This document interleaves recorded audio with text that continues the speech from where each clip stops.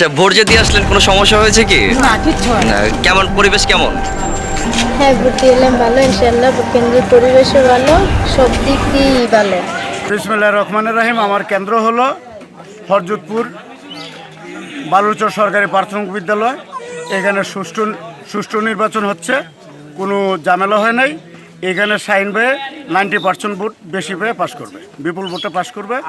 এটা আমরা আশাবাদী এবং জনগণ আশাবাদী। পয়সা 90% লোক আনারস মার্কা ভোট দিতেছে। বিজয়ের মিছিলের অপেক্ষায় আছি। আমরা বিজয় মিছিল করবো ইনশাল্লাহ। এটি আমাদের আল্লাহর কাছে চাওয়ার। ধন্যবাদ। সব জায়গায় খুবই উৎসবমুখর পরিবেশে ভোট চলছে। বৈরী আবহাওয়ার মধ্যেও মানুষ তার স্বতঃস্ফূর্তভাবে ভোট দেওয়ার জন্য কেন্দ্রে আসতেছেন। বিশেষ করে মহিলাদের উপস্থিতি আলহামদুলিল্লাহ অনেক ভালো। তবে একটা বিষয়, প্রতিদ্বন্দ্বী প্রার্থী কাপ্রিজের এই ভদ্রলোক বিভিন্ন জায়গায় উনি বলছেন যে ওনার এজেন্টদেরকে বের করে দেওয়া হচ্ছে, এজেন্টরা ঠিক মতো বসতে পারছে না।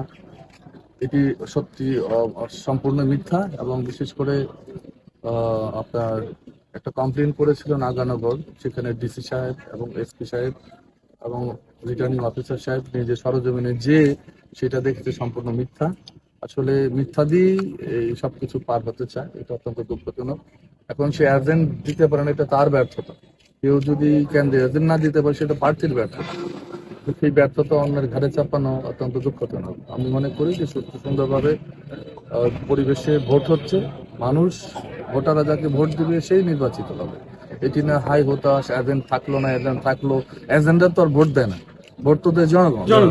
এবং ভূতের ভিতরে এজেন্ট থাকলেই কি আর না থাকলে কি সেটা কোনো বিষয় না।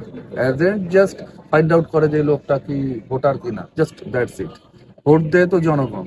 তো আমি মনে করি এইসব মিথ্যা প্রপাগান্ডা করে নির্বাচনকে বিতর্কিত করাই মূল উদ্দেশ্য। এটা আমরা আপনাদের কাছে দৃষ্টি আকর্ষণ করছি। আপনারা সাংবাদিক, আপনারা বিভিন্ন কেন্দ্রে গিয়েছেন, সেগুলো আপনারা দেখেছেন। আমার মনে হয় এই বিষয়টা আপনাদের নলেজে দেওয়ার জন্য এবং আপনারা সেগুলো দেখবেন এবং এই মিথ্যা নিন্দা জানাচ্ছি। ধন্যবাদ।